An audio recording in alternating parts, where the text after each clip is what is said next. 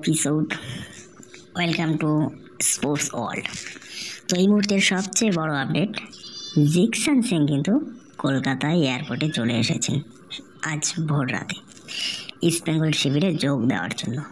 শোনা যাচ্ছে আজই তার মেডিকেল টেস্ট করানো হবে এবং আগেই শোনা গিয়েছিল যে তার হালকা একটু চোট আছে।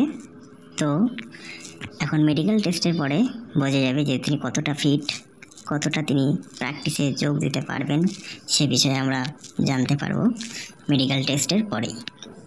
তো এই মুহূর্তে লাল হলুদ সমর্থকদের আর কোনো দুশ্চিন্তার কারণ নেই, কারণ ইতিমধ্যেই কলকাতায় চলে এসেছেন লাল হলুদের নতুন স্টেডিয়াম জিকসান সিং।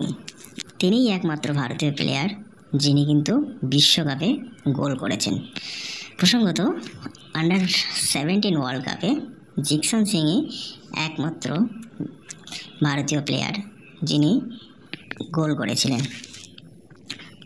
তো বন্ধুরা, তোমরা যদি আমাদের চ্যানেলে নতুন হয়ে থাকো তাহলে প্লিজ চ্যানেলটা সাবস্ক্রাইব করে দিও, আর তোমাদের মতামত ভিডিওর শেষে কমেন্টে অবশ্যই জানিও এবং ভিডিওটি শেষ পর্যন্ত দেখতে যাবো।